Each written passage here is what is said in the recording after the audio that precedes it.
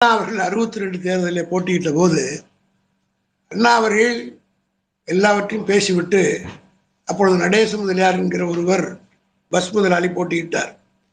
அவர் படிப்பில்லாதவர், அண்ணா படித்தவர்.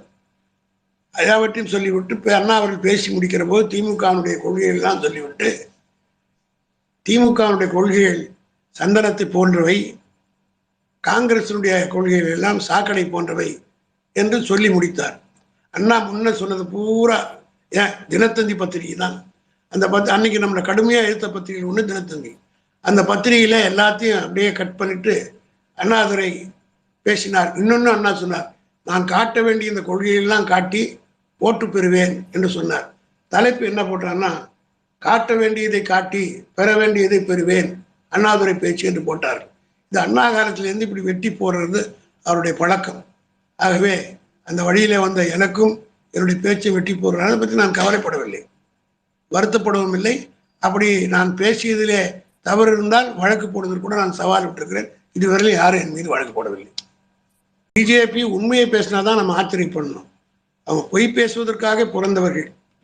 காந்தியை கொன்ற கோட்சே தான் இந்த நாட்டுக்கு தலைவராக வரணும் சொல்ற ஒரு கூட்டத்தை சார்ந்தவர்கள் எப்படி நம்ம இடத்துல நேர்மையான கேள்வி கேட்பார்கள்? அவர்களுக்கு எப்படி நாம் பதில் சொல்வது? அது ஒரு கூட்டம், அதை ஒதுக்கி விடுவது தான் நல்லது. அவர் கேட்பதற்கெல்லாம் பதில் சொல்லி கொண்டிருக்க முடியாது. எந்த காலத்திலும் தலைவர் அப்படி சொன்னதே கிடையாது. சொன்னது இருந்தால் சான்றுகள் காட்டட்டும், நான் திரித்துக் கொள்கிறோம். சொல்ல மாட்டாங்க. பொய் ஒன்னே அவர்கள் மூலதனம். பாருங்க, காந்தியை சுட்ட கோட்சேவை இன்னைக்கு ஹீரோவாக்குறாங்க.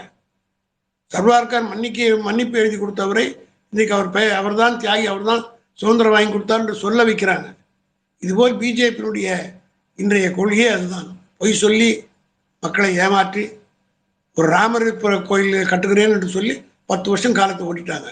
திமுகவுக்கு மூலதனமே மைக்கும் நாக்கும் தான் என்று சொல்வார்கள். அது ஒரு காலம். ஆனால் இன்றைக்கு கூட்டம் கேட்கிற மனப்பான்மை மக்களுக்கு இல்லை. அதற்காக டைமை வேஸ்ட் பண்ணுறதுக்கு ரெடியா இல்லை. இப்பொழுது முழுக்க இந்த சோசியல் மீடியா தான். இதை முறியடிப்பதற்கு ஐடி விங் தான் தேவை. அதை சிறப்பான ஒரு அணியாக நாங்கள் பார்த்து அதில் அங்க வகிக்கக்கூடிய நண்பர்கள் மிக வேகமாக செயல்படுகிறார்கள். துடிப்புள்ள இளைஞர்கள், படித்தவர்கள். we will pay you back with the same coin என்று சொல்வார்கள் ஆங்கிலத்தில். அனைவருக்கும் இனிய மாலை வணக்கம்.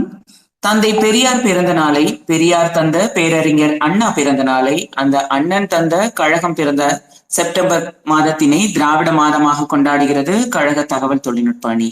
திராவிட மாத கொண்டாட்டத்தின் ஒரு பகுதியாக தினம்தோறும் இரவு 8 மணிக்கு நடைபெறும் ட்விட்டர் ஸ்பேஸ் நிகழ்ச்சியின் 15ஆம் நாளான இன்று அண்ணாவின் தம்பி கலைஞர் எனும் தலைப்பில் சிறப்புரையாற்றுகிறார் கழக அமைப்பு செயலாளர் திரு RS பாரதி அவர்கள்.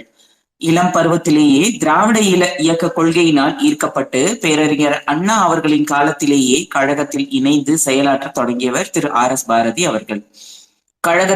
கழகத்திற்கு சோதனைகளும் நெருக்கடிகளும் நேரும் போதெல்லாம் தலைவர் கலைஞரின் பக்கம் நின்ற உண்மை தொண்டர். திராவிட முன்னேற்ற கழகத்தின் மீது பொய்யான ஊழல் குற்றச்சாட்டுகள் சொல்வதையே கொள்கையாக வைத்திருந்த அதிமுகவின் உண்மை முகத்தை தோலுரித்து காட்டும் வகையில் செல்வி ஜெயலலிதா மீதான டான்சி நிலபேர வழக்கிலும் சொத்து குவிப்பு வழக்கிலும் ஆதாரபூர்வமான தகவல்களை நீதிமன்றத்தில் வழங்கி செல்வி ஜெயலலிதாவின் ஊழல் குற்றச்சாட்டுகள் நிரூபிக்கப்படுவதற்கு உறுதுணையாக இருந்ததில் இவருடைய பங்கு முக்கியமானது. 1986ஆம் ஆண்டு முதல் தொடர்ந்து 4 முறை ஆலந்தூர் நகரமன்ற தலைவர், கழக சட்டத்துறையின் முக்கிய தூண், 2016ஆம் ஆண்டு மாநிலங்களவை உறுப்பினர் என்பதோடு எதிர்த்தரப்பின் வாதங்களுக்கும் அவதூறுகளுக்கும் தக்க ஆதாரங்களோடு பதிலடி கொடுத்து கழகத்திற்கு பக்கபலமாய் விளங்கி கொண்டிருக்கும் கழக அமைப்பு செயலாளர் திரு RS பாரதி அவர்களை சிறப்புரையாற்ற அன்போடு அழைக்கிறது திமுக தகவல் தொழில்நுட்ப அணி. திராவிட முன்னேற்ற கழகத்தின் தகவல் தொழில்நுட்ப அணியின் சார்பில் செப்டம்பர் மாதம் முழுவதும் நடைபெறுகின்ற திராவிட இயக்க மாதம் என்கிற இந்த உணர்வோடு நடத்தப்படுகின்ற நிகழ்ச்சியில் உரையாற்றுகின்ற நல்ல வாய்ப்பை எனக்கு வழங்கிய இந்த அணியினுடைய செயலாளர் மாண்புமிகு அமைச்சர் டாக்டர் TRB ராஜா அவர்களுக்கும் அந்த அணியை சார்ந்த மற்றவர்களுக்கும் என்னுடைய நன்றியை நான் தெரிவித்துக் கொள்ள விரும்புகின்றேன். செப்டம்பர் மாதம் என்பது திராவிட இயக்கத்திலே ஒரு மிக முக்கியமான மாதமாக கருதப்படுகிற ஒன்றாகும். பேரறிஞர் அண்ணா அவருடைய பிறந்த நாள் செப்டம்பர் 15 அவருடைய ஆசானாக விளங்கிய தந்தை பெரியாருடைய பிறந்த நாள் செப்டம்பர் 17ஆம் நாளும் அதே செப்டம்பர் 17 கொட்டுகின்ற மழையில் வடசென்னை ராபின்சன் பூங்காவில் பேரறிஞர் அண்ணாவால் உருவாக்கப்பட்ட இயக்கம்தான் திராவிட முன்னேற்ற கழகம்.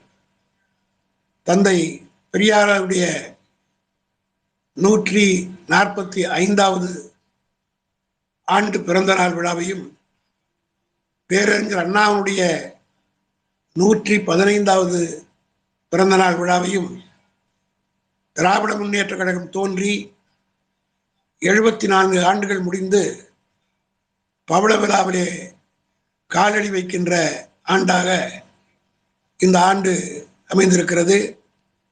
இவை எல்லாவற்றுக்கும் மேலாக பேரறிஞர் அண்ணாவின் தம்பியாக இருந்து அவருடைய மறைவுக்கு பிறகு 50 ஆண்டு காலம் இந்த இயக்கத்தை பல்வேறு சோதனைகளுக்கு மத்தியில், பல்வேறு துரோகங்கள் மத்தியில் தன்னுடைய முழு உழைப்பாலும் தன்னுடைய எழுத்தாலும் பேச்சாலும் 50 ஆண்டு காலம் இந்த இயக்கத்தை கட்டி காப்பாற்றி இந்த இயக்கத்தை இன்றைக்கு அகில இந்திய அளவிலே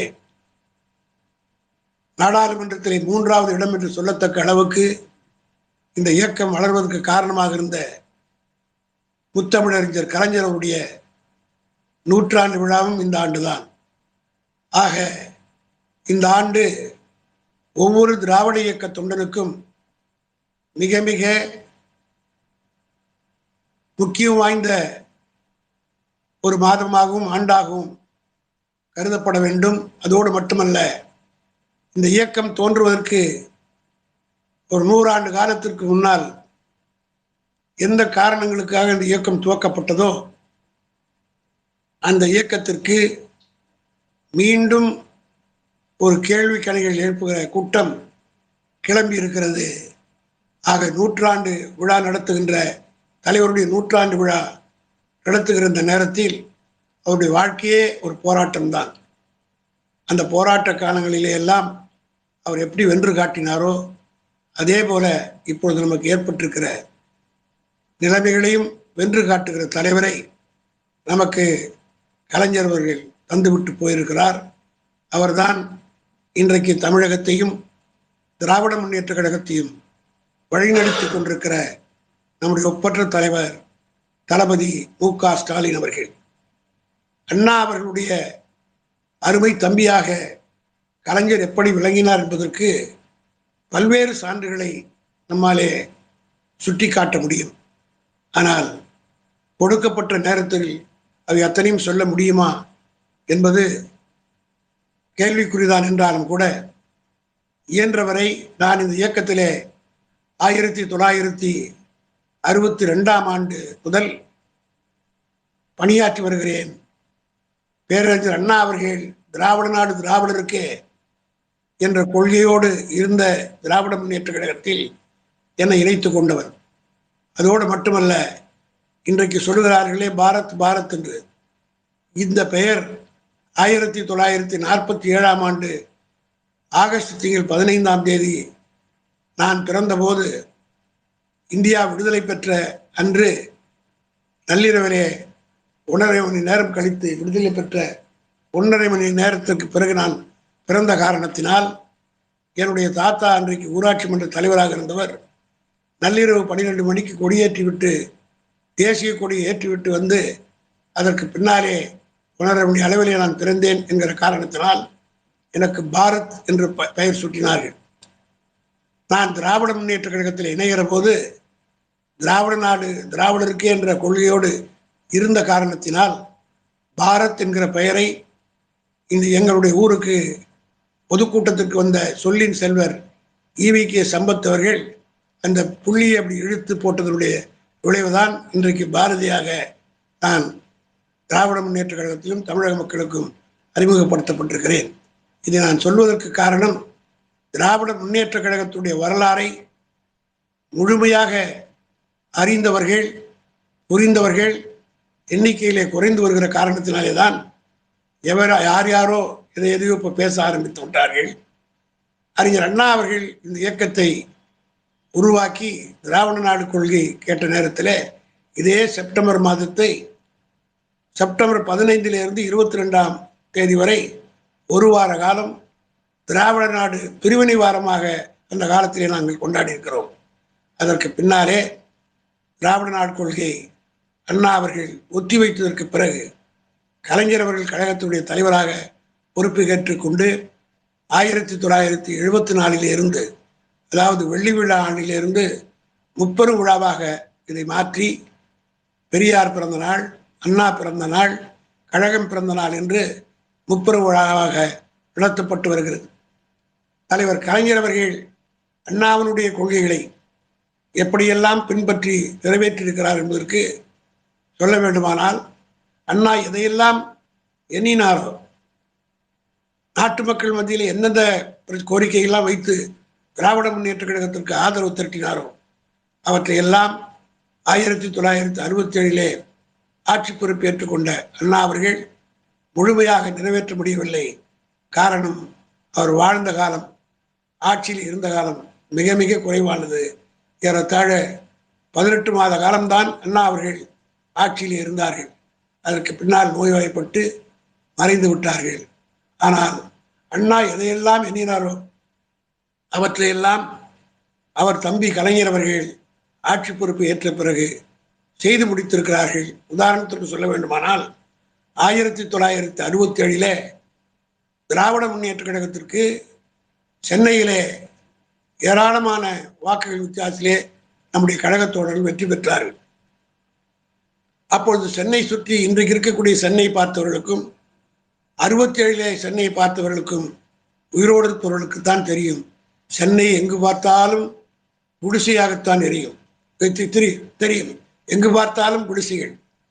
அது மயிலாப்பூராக இருந்தாலும் சரி, ராயபுரமாக இருந்தாலும் சரி, அடையார் பகுதிகளாக இருந்தாலும் சரி, பங்களாக்கள் இருக்கும். அதுக்கு பக்கத்திலே பெரிய பெரிய குடிசை பகுதியில் இருக்கும். இன்றைக்கு கோட்டூர்புரம் ஒரு சென்னையிலே ஒரு பிரைம் இடமாக இருக்கிறது. அந்த கோட்டூர்புரத்திலே வெறும் குடிசைகள் தான் இருக்கும். கோட்டூரிலும் குடிசைகள் தான் இருக்கும். அதே போல கடற்கரை சாலையிலே இன்றைக்கு காற்று வாங்க செல்கிறவர்கள் சிங்கார சென்னையாக பார்க்கிறார்கள்.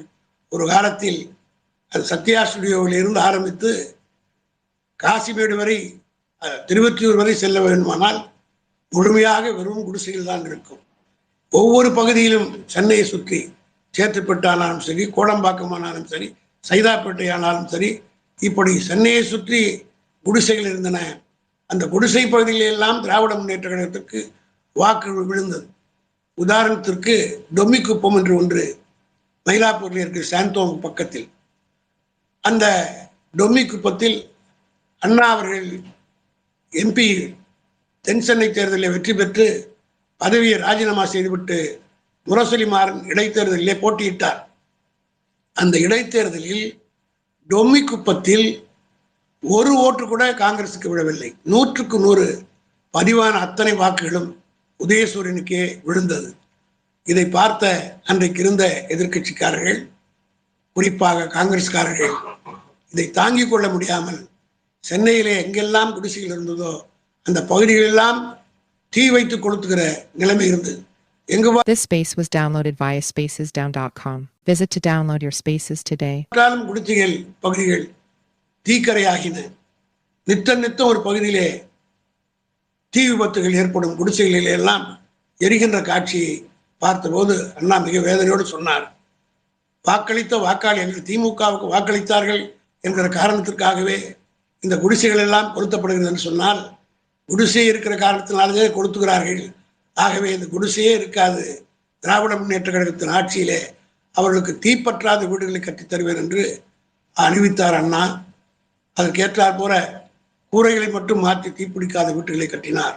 அதற்கு பின்னால், அண்ணாவுடைய மறைவுக்கு பின்னால் ஆட்சி பொறுப்பை ஏற்றுக்கொண்ட கலைஞர் அவர்கள் அண்ணா எதை சொன்னாரோ அதை மனதிலே வைத்து குடிசை மாற்று வாரியம் என்ற ஒரு வாரியத்தை இந்தியாவிலேயே முதலாக குடிசைகளை ஒழிக்கின்ற ஒரு அமைப்பு அல்லது ஒரு நிறுவனம் உருவாக்கப்பட்டது என்று சொன்னால் அது தலைவர் கலைஞரால் உருவாக்கப்பட்ட குடிசை மாற்று வாரியம்தான். அந்த குடிசை மாற்று வாரியத்தின் மூலமாக சென்னையிலே இருக்கக்கூடிய குடிசை பகுதிகளை எல்லாம் அண்ணா அவர்கள் எப்படி அதை தீப்பிடிக்காத வீடுகளாக கட்டித்தர வேண்டும் என்று எண்ணினாரோ அதை மனதிலே வைத்துக்கொண்டு அண்ணாவோடு நெருங்கி பழகி வரும் சென்னை மாவட்ட குடிசை வாழ்வோர் சங்கத்தினுடைய தலைவராக அன்றைக்கு இருந்தவர் ராம அரங்கண்ணன். திமுக எதிர்க்கட்சியாக இருக்கிற போது இந்த குடிசை வாழ்வோருக்காகவே ஒரு அமைப்பை ஏற்படுத்தி அந்த சங்கத்தினுடைய தலைவராக மதிப்பிற்குரிய ராம அரங்கண்ணன் அவர்கள் இருந்தார்கள். செயலாளராக டி.கே. கபாலி அவர்களும் சடகோபன் பொருளாளராகவும் இருந்தார் என்று நான் நினைக்கிறேன். ஆக குடிசை வாழ்வோர் சங்கத்தினுடைய தலைவராக இருந்த அரங்கனிலேயே அந்த வாரியத்துக்கு தலைவராக போட்டு அப்பொழுதுதான் குடிசை பகுதியை எப்படி மாற்றி அமைக்க வேண்டும் என்ற எண்ணம் அந்த சங்கத்தின் தலைவராக இருப்பவர்கள் தான் முழுமையாக தெரியும் என்று அறிந்த கலைஞர் அவர்கள் அந்த துறைக்கு அந்த வாரியத்தின் தலைவராக ராம அரங்கனை நியமித்தார். இன்றைக்கு பார்க்கிறோம் சென்னையில குடிசையை தேடி அலைய வேண்டிய நிலை இருக்கிறது. ஆக அண்ணா அவர்கள் எந்த சென்னையை குடிசைகளை இல்லாத நகரமாக பார்க்க வேண்டும் என்று விரும்பினாரோ அதை தலைவர் கலைஞர் அவர்கள் ஆட்சி பொறுப்பை ஏற்றவுடன் குடிசை மாற்று வாரியத்தின் மூலமாக செய்து முடித்தார். அந்த வீடுகளை எல்லாம் கட்டி முடித்து திறந்து வைப்பதற்காக ஜெயபிரகாஷ் நாராயண் அவர்கள் கோட்டூர்புரம் குடியிருப்புகளை குடிசை மாற்று வாரியத்தின் சார்பாக கட்டப்பட்ட வீடுகளை திறந்து வைத்து பேசுகிற போது ஜெயபிரகாஷ் நாராயண் பார்த்து சொன்னார், மகாத்மா காந்தி உயிரோடு இருந்திருந்தால் கருணாநிதியை கட்டிப்பிடித்து கொண்டு வாழ்த்தியிருப்பார் என்று மனதார கலைஞர் அவர்களை பாராட்டினார். காந்தி கண்ட கனவை இந்தியாவிலேயே நிறைவேற்றியிருக்கக்கூடிய ஒரு தலைவர் தமிழகத்தினுடைய முதலமைச்சர் கருணாநிதி என்று ஜெயபிரகாஷ் நாராயண் மனந்திருந்து மனதார பாராட்டினார். அண்ணா அவர்கள் எந்த குடிசையை மாடியாக வீடாக மாற்ற வேண்டும் என்று அதை செய்து முடித்தார். அதே போல தமிழ்நாட்டு மக்கள் மத்தியிலே நீங்கள் பல ஊருக்கு சென்றால் பார்க்கலாம், குளத்திலே தான் தண்ணீர் பிடித்து குடிப்பார்கள். அந்த குளத்திலே தண்ணீர் குடித்து பலவிதமான நோய்கள் தமிழ்நாட்டில் இருக்கிற மக்கள் பூராவும் வந்தது. அதிலே ஒரு நோய் நரம்பு நோய் என்று சொல்வார்கள். அந்த காய்ச்சல் வந்தால் உடம்புல இருக்கிற நரம்பு பூராவும் வந்து கொண்டே இருக்குமாம். அந்த காய்ச்சல் வருவதற்கு மூல காரணம் குளங்களிலே மாசோடு இருக்கிற தண்ணீரை பருகிற காரணத்தினால்தான் இந்த நிலை இருக்கிறது என்பதை அண்ணா அவர்கள் பல முறை சுட்டி காட்டியிருக்கிறார்கள். ஆக அண்ணா அவருடைய அந்த பேச்சை மனதிலே வாங்கி கொண்ட கலைஞர் அவர்கள் தமிழ்நாட்டிலே அப்படி ஒரு நிலை இருக்கக்கூடாது என்பதற்காகத்தான் குடிநீர் வடிகால் வாரியம் என்ற ஒன்றை அமைத்து பாதுகாக்கப்பட்ட குடிநீர் புரொடெக்டட் வாட்டர் சப்ளை ஸ்கீம் என்ற ஒன்றை உருவாக்க வேண்டும் என்பதற்காக ஒரு வாரியத்தை அமைத்தார். இன்றைக்கு இருக்கிற மக்களுக்கெல்லாம் தெரியாது. ஒரு 1972க்கு முன்னால் நீங்கள் பார்த்தீங்கன்னா ஓவர் டேங்கே எங்கே இருக்காது. தமிழ்நாட்டில் பார்ப்பதே ரொம்ப கடினம். சென்னையிலே தான் வாட்டர் ரிசர்வாயர் என்று ஒன்று நம்முடைய நியூயார்க் ரோட்டில் இருக்கும். அதை போய் அண்ணாந்து பார்க்கக்கூடிய அளவுக்கு வேடிக்கை பார்க்கக்கூடிய அளவுக்கு மக்கள் இருந்தார்கள். ஆனால் இன்றைக்கு தமிழ்நாடு பூராவிலும் கிராமங்கள் தோறும் ஓவர் டேங்க் கட்டி அதன் மூலமாக தண்ணீர் விநியோகிக்கப்படுகிறது என்று சொன்னால் கலைஞர் அவர்கள் அண்ணாவுடைய எண்ணத்தை நிறைவேற்றிட வேண்டும் என்பதற்காக அந்த குடிநீர் வடிகால் வாரியத்தை அமைத்து அதன் மூலமாக பாதுகாக்கப்பட்ட குடிநீரை தமிழகம் பூராவிலும் இன்றைக்கு வழங்கி கொண்டிருக்கிறார். அதே போல 1962 கோவை மாநாட்டிலே அறிஞர் அண்ணா ஒரு தீர்மானத்தை நிறைவேற்றினார். அந்த தீர்மானம் திராவிட முன்னேற்ற கழகம் ஆட்சிக்கு வந்தால் தமிழ்நாட்டில் இருக்கிற அனைத்து நகராட்சிகளிலும் பாதாள சாக்கடை திட்டத்தை கொண்டு வருவோம் என்று 1962 தேர்தல் அறிக்கையிலேயே கோவையிலே அண்ணா அவர்கள் அறிவித்தார்கள். ஆனால் ஆட்சிக்கு வந்தவுடன் அண்ணாவால் அதை நிறைவேற்ற முடியவில்லை. ஆனால் தலைவர் கலைஞர் அவர்கள் ஆட்சி பொறுப்பை ஏற்றுக்கொண்டதற்கு பின்னால் தமிழகம் பூராவிலும் பல இடங்களிலே பாதாள சாக்கடை குறிப்பாக நான் வாழ்கின்ற ஆலந்தூர் பகுதியில் இருந்து ஒரு காலத்தில் எங்கள் ஊர்களிலே யாரும் பொண்ணு கூட கொடுக்க மாட்டார்கள். காரணம் அந்த அளவுக்கு கொசு தொல்லை, யானைக்கால் நோய் இருந்த ஒரு பகுதியாகத்தான் சைதாப்பேட்டையும் ஆலந்தூரும் இருந்தது. ஆனால் இன்றைக்கு பாதாள சாக்கடை திட்டம் நிறைவேற்றப்பட்ட காரணத்தினால் அந்த கொசு ஒழிக்கப்பட்ட நிலை இருக்கிறது. இது அண்ணாவால் 1962 கோவையிலே நிறைவேற்றப்பட்ட தீர்மானம். அண்ணா அவர்கள் ஆட்சி பொறுப்பு வந்தவுடன் முதலாக காஞ்சிபுரத்திலே மட்டும்தான் அவர் வாழ்ந்த அந்த குறுகிய காலத்தில் பாதாள சாக்கடத்தை அறிமுகப்படுத்த முடிந்தது. ஆனால் கலைஞர் அவருக்கு பின்னால் ஆட்சி பொறுப்பை ஏற்றுக்கொண்டு இன்றைக்கு தமிழ்நாடு பூராவிலும் பல மாநகராட்சிகளிலும் பல நகராட்சிகளிலும் பாதாள சாக்கடை திட்டம் வந்திருக்கிறது என்று சொன்னால் அண்ணா எண்ணியதை முடித்து காட்டியவர் தலைவர் கலைஞர் அவர்கள். அதே போல சேலத்திலே இரும்பாலை வைக்க வேண்டும் என்று கொண்டு வர வேண்டும் என்று ஒவ்வொரு திமுக மாநாட்டிலும் அண்ணா காலத்திலே தீர்மானம் நிறைவேற்றப்பட்டது. அந்த தீர்மானம் ஒவ்வொரு மாநாட்டிலும் தீர்மானம் போடுவார்கள். சில பத்திரிகை கூட கிண்டல் செய்தார்கள். திமுகவுக்கு இதை தவிர வேறு ஒன்றும் கிடையாது, தூத்துக்குடி துறைமுகம், சேலம் இரும்பாலை, சேது சமுத்திர திட்டம், இந்த தீர்மானத்தை தான் போடுவார்கள் என்று சில பத்திரிகைகள் கூட ஒரு காலத்திலே திமுகவினுடைய மாநாட்டு தீர்மானங்களை கிண்டல் செய்தார்கள். ஆனால் அண்ணா அவர்கள் சலிக்காமல் மத்திய அரசையும் மாநில அரசையும் ஒவ்வொரு மாநாட்டிலும் தீர்மானம் போட்டு வேண்டி கேட்டுக்கொண்டார். ஆனால் அதை அவருடைய காலத்தில் செய்ய முடியவில்லை. கலைஞர் அவர்கள் ஆட்சி பொறுப்பை ஏற்றுக்கொண்டவுடன் இந்திரா காந்தி அம்மையார் மத்தியிலே ஆட்சியில் அமைந்த நேரத்திலே அந்த அம்மையாருக்கு நாம் ஆதரவு கொடுத்த காரணத்தினால் சேலத்திலே இரும்பாலையை அண்ணா எண்ணியதை கொண்டு வந்து சேர்த்தவர் நம்முடைய தலைவர் கலைஞர். அதே போல தூத்துக்குடி துறைமுகம், சேது சமுத்திர திட்டத்தை அண்ணா காலத்திலே இருந்து அண்ணா ஒவ்வொரு மாநாட்டிலும் அதை பற்றி விரிவாக பேசுவார். சேது சமுத்திரம் நிறைவேற்றப்பட்டால் தமிழகம் எப்படிப்பட்ட வளர்ச்சி அடையும் என்று அந்த திட்டத்தை நிறைவேற்ற வேண்டும் என்பதற்காகத்தான் 2004 திராவிட முன்னேற்ற கழகத்தினுடைய கூட்டணியோடு மத்தியிலே ஆட்சி ஏற்பட்ட போது எதை சொன்னால் யாரால் செய்து முடிக்கப்படும் என்பதை முழுமையும் உணர்ந்த நம்முடைய தலைவர் கலைஞர் அவர்கள் அந்த இலாக்காவை மத்திய சர்க்காரிலே அன்றைக்கு இருந்த மன்மோகன் சிங்கும் சோனியா காந்தி இடத்திலும் வாதாடி தன்னுடைய நம்பிக்கைக்குரிய TR பாலு அவர்களை அந்த இலாக்காவுக்கு அமைச்சராக நியமிக்க வேண்டும் என்று கேட்டு அவ்வாறே பெற்று பொறுப்பேற்றுக் கொண்ட 2 ஆண்டு காலத்துக்குள்ளாக அந்த திட்டத்தை நிறைவேற்றி கொண்டிருக்கிற நேரத்திலே தான் இன்றைய ஆட்சியில் இருக்கிற சண்டாளர்கள் அவருடைய கட்சியினர் உச்சநீதிமன்றத்திலே சென்று அதற்கான தடையை பெற்றுவிட்டார்கள். ஆக அண்ணா கலைஞர் அவர்களுக்கு கடைசி காலம் வரை அந்த ஒரு திட்டம் மட்டும் அண்ணா சொன்னதை நிறைவேற்ற முடியவில்லையே என்ற ஏக்கம் இருந்தது.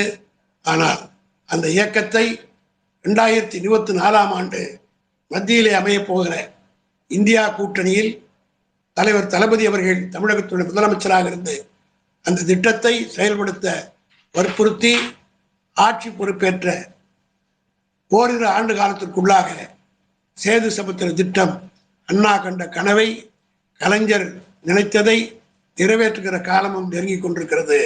ஆகவே நம்முடைய கழக தோழர்கள், ஐடி விங்கில் இருக்கிற தோழர்கள், திராவிட முன்னேற்ற கழகத்தினுடைய சாதனைகள் நாம் சாதித்திருக்கக்கூடிய சாதனைகள் மட்டுமல்ல, எதையெல்லாம் மக்களுக்கு சொன்னோமோ அதையெல்லாம் செய்து காட்டிய ஒரே கட்சி திராவிட முன்னேற்ற கழகம்தான் என்பதை இந்த ஐடி விங்கின் மூலமாக நீங்கள் பிரச்சாரம் செய்ய வேண்டும். அது மட்டுமல்ல, 2024 தேர்தலிலே சதிகாரர்கள் நம்மை வீழ்த்துவதற்கு எதை வேண்டுமானாலும் செய்வார்கள். அதை சந்தித்து முறியடிக்கிற எல்லா சக்தியும் இன்றைக்கு இருக்கக்கூடிய ஐடி விங்குக்கு இருக்கிறது. உங்களுடைய பணி வெற்றி பெற வேண்டும் என்று சொல்லி இந்த வாய்ப்பை எனக்கு தந்தமைக்காக நண்பர்களுக்கு நன்றி கூறி விடைபெறுகிறேன். நன்றி, வணக்கம். நன்றி சார். இந்த ட்விட்டர் ஸ்பேஸ் நிகழ்ச்சியில் அண்ணாவின் தம்பி கலைஞர் எனும் தலைப்பில் உரையாற்றிய திமுக அமைப்பு செயலாளர் திரு RS பாரதி அவர்களுக்கு எங்களின் மனமார்ந்த நன்றிகள். நீங்கள் பகிர்ந்து கொண்ட அனைத்து நிகழ்வுகளும் மிகவும் பயனுள்ளதாக இருந்தது என்று சொன்னால் அது மிகையல்ல. சார், ஒரு சில கேள்விகள் இருக்கு, அது நாம கேட்டுடலாமா? கேளுங்க. முன்னாள் முதலமைச்சர் அம்மையார் ஜெயலலிதா அவர்களை டான்சி வழக்கில் சிறைக்கு அனுப்பியவர் நீங்கள். அதற்கு பிறகு ஜெயலலிதா அவர்கள் பழிவாங்கும் நடவடிக்கைகளை மேற்கொண்டாரா அப்படின்னு சண்முக சுந்தரம் திருப்பூர்ல இருந்து கேள்வி கேட்டிருக்காங்க. பல பழிவாங்கல் நடவடிக்கை எடுத்தார்கள். உதாரணத்துக்கு சொல்ல வேண்டுமானால், எல்லாவற்றையும் சொல்ல வேண்டும். வழக்கு போட என்னோடு இருந்த சண்முக சுந்தரத்தையே 32 இடங்களிலே வெட்டி அவரை மருத்துவமனையிலே அவர் அனுமதிக்கப்படுகிற நிலைக்கு இருந்து ஏன் அதை செய்தார்கள் என்றால், அந்த வழக்கை அந்த நாளுக்குள் போடாவிட்டால் லிமிடேஷன் பீரியட் போய்விடும். ஆகவே வழக்கறிஞரை வெட்டிவிட்டால் வழக்கு போட மாட்டார்கள் நினைத்தார்கள். அதையும் மீறி நானே சென்று வழக்கை நீதிமன்றத்தில் போட்டு, அதுதான் அந்த அம்மையாருக்கு மிகப்பெரிய டிராபேக்காக இருந்து அதனுடைய துவக்கம்தான். பல வழக்கில் அவர் சிக்கினார்கள். இதனால் நான் எந்த தனிப்பட்ட முறையில் எப்படி பழி வாங்கப்பட்டேன் என்றால், சண்முக சுந்தரம் தாக்கப்பட்டார். என்னுடைய மனைவி சென்னை மாநகராட்சியில் டாக்டராக பணியாற்றுகிறார். அவருக்கு சிறந்த மருத்துவர் என்று ஒரு சர்டிபிகேட்டை ஒரு வார காலத்துக்கு முன்னாடி தருகிறார். அடுத்த வாரம் என்னை அன்றைக்கு கமிஷனராக இருந்த விஜயகுமார் அவர்கள், நான் நகரமன்ற தலைவராக இருந்த காரணத்தினால் அவர் எனக்கு அறிமுகமானவர், அவர் என்னை சந்திக்க வேண்டும் என்று இன்றைய நல்வாழ்வுத்துறை அமைச்சர் மா சுப்பிரமணியம் அவர்களை இடத்திலே சொல்லி, நானும் மா சுப்பிரமணியம் PV கல்யாண சுந்தரம் கவுன்சிலராக இன்றைக்கு இருந்தார், நாங்கள் மூவரும் ஆணையர் அழைத்ததின் பேரில் அங்கே போனேன். போனவுடன் கமிஷனர் என்னை பார்த்து சொன்னார், சார், மேடம், அதாவது மேடம் என்றால் ஜெயலலிதா, அந்த அம்மையாரே என்னை பர்சனலாக அழைத்து, அந்த அம்மையாருடைய தூக்கத்தை நீங்கள் 8 ஆண்டு காலம் கலைத்தீர்களாம், ஆகவே நீங்களும் நிம்மதியாக தூங்கக்கூடாது. எனவே நகராட்சியிலே கோப்புகளை எடுத்து பார்த்திருக்கிறார்கள், அதில் எதிலும் நீங்கள் சிக்கவில்லை. ஆகவே உங்களுக்கு மன உளைச்சலை தர வேண்டும் என்பதற்காக உங்கள் மனைவியை சஸ்பெண்ட் செய்ய வேண்டும் என்று எனக்கு தனிப்பட்ட முறையில் எனக்கு நேரடியாக பர்சனலாக கூப்பிட்டு சொன்னாங்க. சார், இதுவரையில் சிஎம் யாரையும் கூப்பிட மாட்டாங்க, என்னை மட்டும் கூப்பிட்டு நேரடியாக சொன்னாங்க. அதற்கு சாட்சி இன்றைக்கு இருக்கக்கூடிய அமைச்சர் மா சுப்பிரமணியம் அவர்களும் PV கல்யாண சுந்தரம் 2 பேரும் பக்கத்திலே தான் இருந்தார்கள். அப்பொழுது நான் சொன்னேன், என்னுடைய தூக்கத்தை யாராலும் கெடுக்க முடியாது, ஆகவே உங்களுடைய விருப்பப்படி செய்யுங்கள் என்று சொன்னேன். அடுத்த நாளே என்னுடைய மனைவி நான் வழக்கு போட்ட அடுத்த நாள் சிறந்த மருத்துவர் என்று பாராட்டி பதவி உயர்வு கொடுத்து நற்சான்று வழங்கிய அதே நகராட்சி ஆணையர் சஸ்பெண்டும் பண்ணி நோட்டீஸ் அனுப்பினார். அதற்கு பிறகு நீதிமன்றத்துக்கு சென்றேன். நீதிமன்றத்தின் மூலமாக அதை வெற்றி பெற்று காட்டினேன். இதை சொல்வதற்கு காரணம், இப்படி பல சோதனைகள் என்னையும் அடித்து கொள்ள வேண்டும் என்று முயற்சி பண்ணார்கள். போகிற போது பின்தொடர்ந்து வருவார்கள். இதையெல்லாம் கலைஞருடைய தொண்டனாக நான் இருந்த காரணத்தால் அவர் இருக்கிறார் என்ற தைரியத்தில் துணிச்சலாக இருந்தோம். ஆகவே இப்படி பல சோதனைகளையும் நான் சந்தித்திருக்கிறேன். நன்றி சார். இரண்டாவது கேள்வி, கழகத்தின் சார்பாக பல்வேறு வழக்குகளை தொடுத்து வெற்றிகரமாக நடத்தியவர் நீங்கள். உங்கள் வாழ்வில் பெரிய தாக்கத்தை திருப்பு முனையை ஏற்படுத்திய வழக்கு எது? எழில் நிலவன் நாங்குநேரிலிருந்து கேட்டிருக்காங்க. பெரிய வழக்கு என்று சொன்னால் மற்ற வழக்குகள்லாம் அரசியல் ரீதியான வழக்குகள் என்றாலும் கூட, ஊழல் சம்பந்தப்பட்ட வழக்குகள் என்றாலும் கூட, நான் என் வாழ்நாளில் மறக்க முடியாத ஒரு வழக்கு, நம்முடைய ஒப்பற்ற தலைவர் கலைஞர் அவர்கள் எமர்ஜென்சி நேரத்திலே அவர் கூடவே நான் இருந்தேன். அவருடைய நிழலாக நான் 100 ஆண்டு காலம் காரிலும் ரயிலிலும் பயணம் செய்திருக்கிறேன். தமிழ்நாடு பூராவும் அவரோடு செல்கிற வாய்ப்பு. நான் சிறையிலே இருந்து வெளியே வந்தது அன்று TR பாலு கைது செய்யப்பட்டு விட்டார். அதனால் வரை TR பாலு தான் அவர் கூட சென்று கொண்டிருந்தார். TR பாலு மிசாவிலே கைது செய்யப்பட்ட அடுத்த நாளில் இருந்து அவரோடு நான் பின்தொடர்ந்து சென்று கொண்டிருந்தேன். அப்பொழுது ஒவ்வொரு வியாழக்கிழமை செவ்வாய்க்கிழமை 2 நாட்கள் நாங்கள் மத்திய சிறைக்கு செல்வோம். சென்னையில் இருக்கிற மத்திய சிறையிலே இந்த செவ்வாய்க்கிழமை வியாழக்கிழமை இந்த 2 நாளில் ஒரு நாள் முரசொலி மாறனை பார்ப்பதற்கும் இன்னொரு நாள் தளபதி மு க ஸ்டாலின் அவர்களை பார்ப்பதற்கும் போவோம். கோபாலபுரத்தில் இருந்து மதியம் ஒரு 3 மணிக்கு கிளம்பி மத்திய சிறைக்கு போகிற போது அண்ணா சமாதி வழியாகத்தான் மத்திய சிறைக்கு செல்வோம். ஒவ்வொரு முறையும் அந்த சமாதி வழியாக போகிற போது தலைவர் அவர்கள் அந்த சதுக்கத்தை பார்த்து கையெடுத்து கும்பிடுவார். ஒரு நாள் திடீரென்று திரும்பி பார்த்து பின் சீட்டில் நானும் இந்த எல்ஜி ஒரத்தநாடு எல்ஜி தஞ்சாவூரில் இருக்கக்கூடிய மாணவரணி செயலராக இருந்த எம்பியாகவும் இருந்த மதிப்புக்குரிய அண்ணன் எல் கணேசன் அவர் நாங்கள் 2 பேரும் காரில் உட்கார்ந்து கொண்டிருக்கிறோம். அப்படி போகிற போது ஒரு நாள் திடீரென்று சொன்னார், எதற்காக தெரியுமா அண்ணாவை இங்கே அடக்கம் செய்தோன்று உங்களுக்கு தெரியுமா என்று என்னை கேட்டார். எனக்கு தெரியாதுன்னு சொன்னேன். எல்ஜியை கேட்டார், எல்ஜிக்கும் தெரியாதுன்னு சொன்னார். அப்பொழுதுதான் அண்ணா கலைஞர் சொன்னார், அப்பொழுதெல்லாம் சென்னையிலே திமுக தலைவர்களுக்கெல்லாம் அண்ணாவுக்கே வீடு கிடையாது, ஆக பெரிய ஹோட்டல்களும் கிடையாது, தங்கு விவாதிக்கக்கூடிய அளவுக்கு கட்சிக்கு சொந்தமான இடமும் இல்லை, அறிவகம் ராயபுரத்தில் இருக்கிற இடம் ஒரு சின்ன இடம். ஆகவே அண்ணா அவர்கள் இரவு 10 மணிக்கு மேல் கடற்கரைக்கு எல்லா தலைவர்களையும் வர சொல்வாராம். கலைஞர், நாவலர், பேராசிரியர், NVN சத்யவானமூர்த்தி நீங்களாக மற்ற எல்லா மூத்த தலைவர்களும் அங்கே வர சொல்வாராம். அந்த இடத்துல உட்கார்ந்து பல முக்கிய முடிவுகளை கடற்கரையிலே தான் அண்ணா அவர்கள் எடுத்திருக்கிறாங்களாம் இரவு 10 மணிக்கு மேல். அதே போல திராவிட நாடு கொள்கை கைவிடுகிற அந்த முக்கிய நிகழ்வு இரவு 10 மணிக்கு தொடங்கி விடியற்காலை 6 மணி வரை விவாதிக்கப்பட்ட பிறகு அதற்கு பிறகுதான் அந்த முடிவு எடுத்ததாக அந்த இடத்துல எந்த இடத்துல இருந்து அந்த முடிவு எடுத்தார் என்றால் இதே கடற்கரையிலே இந்த மணலிலே தான் அண்ணா அமர்ந்து முடிவெடுத்தார்.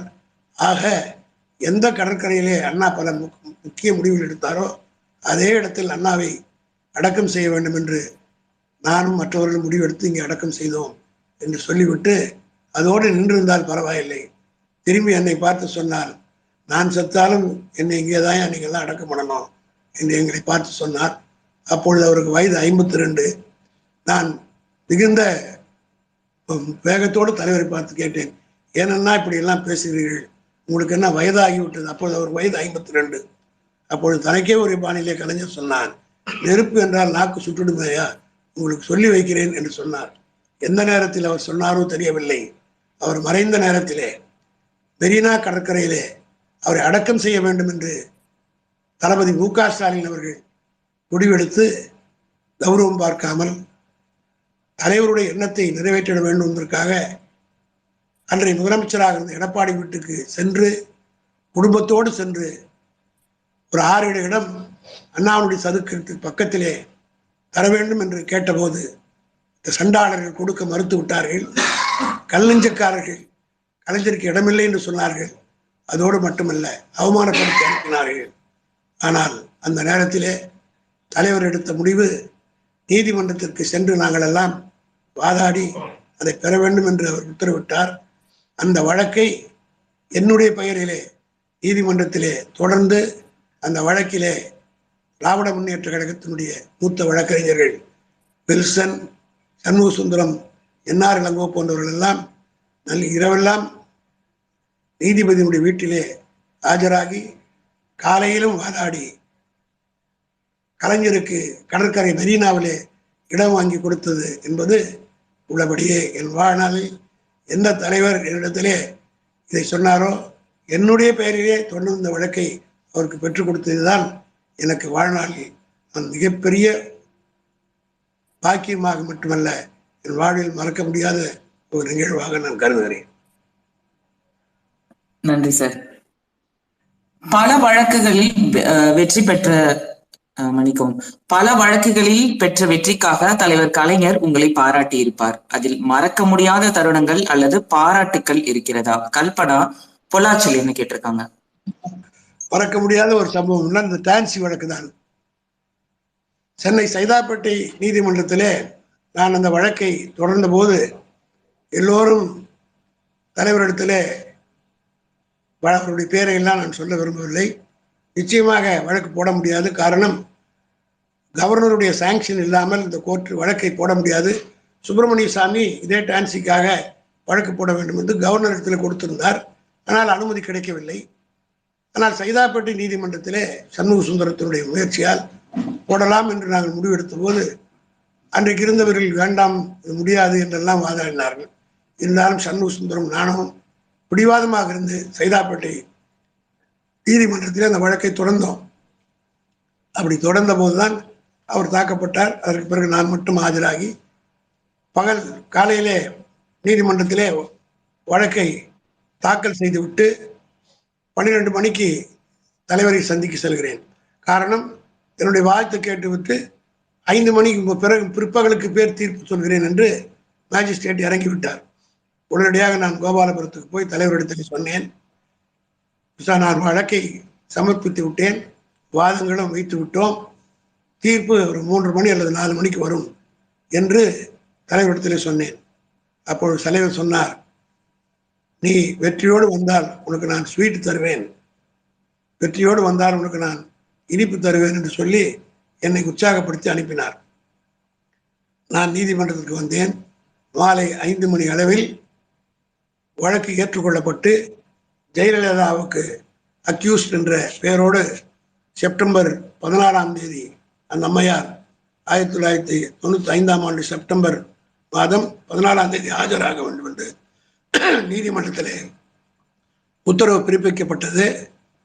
நான் இந்த செய்தியை எடுத்துக்கொண்டு, இப்போ இருக்கிற டிவியை போல மற்ற செல்போன் எல்லாம் அப்பொழுது கிடையாது, நேரடியாக கோபாலபுரத்திற்கு நான் சென்றேன். சென்று கலைஞர் அவர்கள் உட்கார்ந்து கொண்டிருக்கிறார். அவர் எதிரிலே அன்றைய சபாநாயகராக இருந்த ஓய்வு பெற்ற சபாநாயகர், முன்னாள் சபாநாயகர் தமிழ் குடிமகன் உட்கார்ந்து கொண்டிருந்தார். நான் வழக்கு வெற்றி பெற்று விட்டதை தொலைபேசியில் சொல்லிவிட்டு வந்திருக்கிறேன் தெரிந்தவுடன் எனக்கு ஸ்வீட் கொடுக்க வேண்டும் என்றதற்காக கலைஞர் அவர்கள் ஃப்ரிட்ஜிலே போய் தேடுகிறார். எப்பவுமே அவர் கிராண்ட் ஸ்வீட் சாப்பிடுவார். கலைஞர் சாகிற வரை ஸ்வீட் டெய்லி சாப்பிட்ற பழக்கம் கொண்டவர். அந்த கிராண்ட் ஸ்வீட் இருக்குன்ற நினைப்போடு அவர் ஃப்ரிட்ஜில் போய் தேடி பார்த்துருக்கிறார், கிடைக்கல. ஆனால் குட் டே என்ற பிஸ்கெட் ஒன்று இருந்தது, அதை எடுத்துக்கொண்டு வந்து கலைஞர் என்னிடத்துல கொடுத்து விட்டு கொடுத்தார் கையில். நான் கிண்டலாக தலைவரிடத்தில் கொஞ்சம் நெருக்கமாக பேசுவேன், சகஜமாக பேசுவேன். ஏன்னா நான் ஸ்வீட் கொடுக்குறேன்னு சொல்லிட்டு பிஸ்கெட் கொடுக்குறேன், இன்னைக்கு உனக்கு குட் டேயா, அதனால் குட் டே பிஸ்கெட் கொடுறேன் என்று சொல்லி தட்டி கொடுத்து வாழ்த்தி அனுப்பினார். இதெல்லாம் மறக்க முடியாத ஒன்று. அது மட்டுமல்ல, ஒவ்வொரு கழக தோழர்களும் அவரை சந்திக்கிற போது பெருமையாக, சன்னூசுதர வெட்டப்பட்ட போது கூட துணிச்சலாக நின்று போராடிவன் பாரதி என்று மனதார பலரிடத்திலும் பாராட்டியிருக்கிறார். ஆக பல வழக்கில், ஒரு வழக்கிலும் நீதிமன்றத்தில் சாதகமாக வருகிற போது தொலைபேசியிலும் வாழ்த்துவார், நேரடியிலும் சில நேரங்களிலே கட்டிப்பிடித்து கூட முத்தமிட்டிருக்கிறார். ஆகவே அவரை ஒரு தந்தையாக போலதான் நாங்கள் எல்லாம் பார்த்தோம். ஆக இப்படி பல பாராட்டுகளை சொல்லியிருக்கிறார். எல்லாத்தையும் சொல்ல வேண்டும் என்றால் கண்களில் நீராகின்றன. அவர் இந்த நினைவுகள்லாம் அவர்களுக்கு கொஞ்சம் கஷ்டமாக இருக்கிறது. நன்றி ஐயா. உங்கள் பேச்சுக்களை எதிர்கட்சியினர் வெட்டி ஒட்டி திரித்து வெளியிடுகிறார்கள், இதையெல்லாம் எப்படி எதிர்கொள்கிறீர்கள் என்று சுந்தரவல்லி காஞ்சிபுரத்திலிருந்து கேட்டிருக்காங்க. இது அண்ணா, அதே காஞ்சிபுரத்துக்காரர்கள் தான் நான் சொல்றேன். அண்ணா அவர்கள் 62 தேர்தலில் போட்டியிட்ட போது அண்ணா அவர்கள் எல்லாவற்றையும் பேசிவிட்டு, அப்பொழுது நடேச முதலியார் என்கிற ஒருவர் பஸ் முதலாளி போட்டியிட்டார். அவர் படிப்பில்லாதவர், அண்ணா படித்தவர். எல்லாவற்றையும் சொல்லிவிட்டு அண்ணா அவர்கள் பேசி முடிக்கிற போது திமுகவுடைய கொள்கைகள் எல்லாம் சொல்லிவிட்டு, திமுகவுடைய கொள்கைகள் சந்தனத்தை போன்றவை, காங்கிரசினுடைய கொள்கைகள் எல்லாம் சாக்கடை போன்றவை என்று சொல்லி முடித்தார். அண்ணா முன்ன சொன்னது பூரா தினத்தந்தி பத்திரிகை தான். அந்த அன்னைக்கு நம்மளை கடுமையாக எழுத்த பத்திரிகை ஒன்று தினத்தந்தி. அந்த பத்திரிகையில எல்லாத்தையும் அப்படியே கட் பண்ணிட்டு அண்ணாதுரை பேசினார். இன்னொன்னு அண்ணா சொன்னார், நான் காட்ட வேண்டிய இந்த கொள்கையெல்லாம் காட்டி ஓட்டு பெறுவேன் என்று சொன்னார். தலைப்பு என்ன போட்டார்னா, காட்ட வேண்டியதை காட்டி பெற வேண்டியதை பெறுவேன், அண்ணாதுரை பேச்சு என்று போட்டார். இந்த அண்ணா காலத்திலேருந்து இப்படி வெட்டி போடுறது அவருடைய பழக்கம். ஆகவே அந்த வழியிலே வந்த எனக்கும் என்னுடைய பேச்சை வெட்டி போடுறேன். அதை பற்றி நான் கவலைப்படவில்லை, வருத்தப்படவும் இல்லை. அப்படி நான் பேசியதிலே தவறு இருந்தால் வழக்கு போடுவதற்கு கூட நான் சவால் விட்டிருக்கிறேன். இதுவரையிலும் யாரும் என் மீது வழக்கு போடவில்லை. நன்றி ஐயா. ஒரே நாடு ஒரே தேர்தல் எனும் நடைமுறையை தலைவர் கலைஞர் ஆதரித்ததாக பாஜக, அதிமுக இரண்டும் பொய் பரப்புகிறார்களே, அது பற்றிய உண்மை தகவலை சொல்ல முடியுமா என்று கட்டபொம்மன் சென்னை சென்ட்ரல்ல இருந்து கேட்டிருக்காரு. அது கேள்வியே சரியான கேள்வி இல்லை. அவங்க பிஜேபி உண்மையை பேசினாதான் நம்ம ஆச்சரியப்படணும். அவங்க பொய் பேசுவதற்காக பிறந்தவர்கள். காந்தியை கொன்ற கோட்சே தான் இந்த நாட்டுக்கு தலைவராக வரணும் சொல்ற ஒரு கூட்டத்தை சார்ந்தவர்கள் எப்படி நம்மிடத்தில் நேர்மையான கேள்வி கேட்பார்கள், அவர்களுக்கு எப்படி நாம் பதில் சொல்வது? அது ஒரு கூட்டம், அதை ஒதுக்கி விடுவது தான் நல்லது. அவர் கேட்பதற்கெல்லாம் பதில் சொல்லி கொண்டிருக்க முடியாது. எந்த காலத்திலும் தலைவர் அப்படி சொன்னதே கிடையாது. சொன்னது இருந்தால் சான்றுகள் காட்டட்டும், நான் திரித்துக் கொள்கிறோம். சொல்ல மாட்டாங்க. பொய் ஒன்னே அவர்கள் மூலதனம். பாருங்க, காந்தியை சுட்ட கோட்சேவை இன்னைக்கு ஹீரோவாக்குறாங்க. சர்வார்கார் மன்னிப்பு எழுதி கொடுத்தவரை இன்னைக்கு அவர் தான் தியாகி, அவர் தான் சுதந்திரம் வாங்கி கொடுத்தார் என்று சொல்ல வைக்கிறாங்க. இதுபோல் பிஜேபியினுடைய இன்றைய கொள்கையே அதுதான். பொய் சொல்லி மக்களை ஏமாற்றி ஒரு ராமர் கோயில் கட்டுகிறேன் என்று சொல்லி 10 வருஷம் காலத்தை ஓட்டிட்டாங்க. ஆக பொய் சொல்லிதான் இந்த நாட்டை ஆள வேண்டும் என்ற ஒரு பொய் சொல்வது கூட அதாவது அவங்க சொன்னா எல்லாம் நம்புவாங்க. அதாவது அந்த மாதிரி ஒரு வகையறாக இருக்கு. சமுதாயத்திலே நேரடியாக தலையிலிருந்து வந்தவர்கள் அவர்கள் அப்படித்தான் பேசுவார்கள். நாம் காலில் இருந்து வந்தவர்கள் நம்மை பார்த்தவர்கள் ஏளனமாகத்தான் இருக்கும். நன்றி சார். கழக அமைப்பு செயலாளராக இன்றைய தலைமுறையினரிடம் எந்த மாதிரியான வகைகளில் எல்லாம் கட்சியை கொண்டு போய் சேர்க்கும் திட்டத்தை வைத்திருக்கிறீர்கள் என்று கீர்த்திகா காரைக்குடியிலிருந்து கேட்டிருக்காங்க. நாங்கள் கட்சியிலே இருந்த காலங்கள் எல்லாம் வேறு. ஆனால் இன்றைக்கு சமூக வலைதளங்கள் என்று வந்துவிட்டன, சோசியல் மீடியாக்கள். ஆக ஐடி விங்கின் மூலமாகத்தான் இப்பொழுது எல்லாம் சந்திக்க. அது மட்டும் பத்திரிகையில் படிக்கிற பழக்கமே பாதி பேருக்கு போயிடுச்சு. அது மட்டும் இல்லை, தொலைக்காட்சியிலே கூட செய்திகள் ஒருதலை பட்சமாகத்தான் வருகின்றன. ஆகவே சொல்லப்படுகிற குற்றச்சாட்டுகளுக்கெல்லாம் அந்த காலத்தில் நாங்கள் கூட்டம் போட்டு பேசுவோம். திமுகவுக்கு மூலதனமே மைக்கும் நாக்கும் தான் என்று சொல்வார்கள். அது ஒரு காலம். ஆனால் இன்றைக்கு கூட்டம் கேட்கிற மனப்பான்மை மக்களுக்கு இல்லை. அதற்காக டைமை வேஸ்ட் பண்ணுறதுக்கு ரெடியாக இல்லை. இப்பொழுது முழுக்க இந்த சோசியல் மீடியா தான். இதை முறியடிப்பதற்கு ஐடி விங் தான் தேவை. அதை சிறப்பான ஒரு அணியாக நாங்கள் பார்த்து அதில் அங்க வகிக்கக்கூடிய நண்பர்கள் மிக வேகமாக செயல்படுகிறார்கள். துடிப்புள்ள இளைஞர்கள், படித்தவர்கள். we will pay you back with the same coin என்று சொல்வார்கள் ஆங்கிலத்தில். அதுபோல now they are paying the BJP with the same coin. இது நிச்சயமாக திமுகவுக்கு மிகப்பெரிய வெற்றியை தேடித்தரும். திமுகவுடைய அமைப்புக்கு ஒரு வலு சேர்க்கக்கூடிய அமைப்பாக ஐடி விங் இருக்கிறது. நன்றி சார். முன்னாள் அமைப்பு செயலாளர் மூத்த முன்னோடி அமரர் திரு நீல நாராயணன் அவர்கள் பற்றி சொல்லுங்கள் என்று நெல்லையப்பன் கேட்டிருக்கார். நீல நாராயணன் அவர்கள் மாவட்ட செயலாளராக இருந்து கழகத்தினுடைய அமைப்பு செயலாளராக வந்தவர். நீண்ட காலமாக என்விஎனுக்கு பிறகு அமைப்பு செயலாளராக இருந்தவர் அண்ணன் நீல நாராயணன் அவர்கள் தான். அவரைத்தான் ரோல் மாடலாக வைத்துக்கொண்டு நான் பணியாற்ற விரும்புகிறேன். அவர் எப்படி காலையிலிருந்து மாலை வரை அறிவாலயத்திலே இருந்தாரோ அதே போல இன்றைக்கு அவர் ஆட்டோடு தான் வருவார். இன்றைக்கு கார் வசதியெல்லாம் அவருக்கு இல்லை. எனக்கு காரிலே வருகிற வசதி இருக்கிற காரணத்தினால் இன்றைக்கு காரிலே இருந்து அவரை போலவே அவர் பணியாற்ற வேண்டும் என்ற எண்ணத்தோடு 10 ஆண்டு காலம் 9 ஆண்டு காலம் பணியாற்றி இப்போது 10வது ஆண்டிலே பணியாற்றி கொண்டிருக்கிறேன். அவர் தான் எனக்கு ரோல் மாடல்.